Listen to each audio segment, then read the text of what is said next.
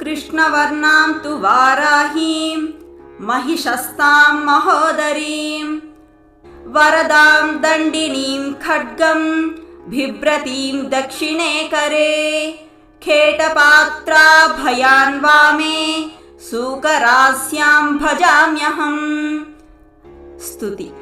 नमोऽस्तु देवि वाराही जयैकारस्वरूपिणी जपित्वा भूमिरूपेण नमो भगवतः प्रिये। जयक्रोडास्तु वाराही देवी त्वां च नमाम्यहम्। जय वाराहि विश्वेशी मुख्यवाराहि ते नमः।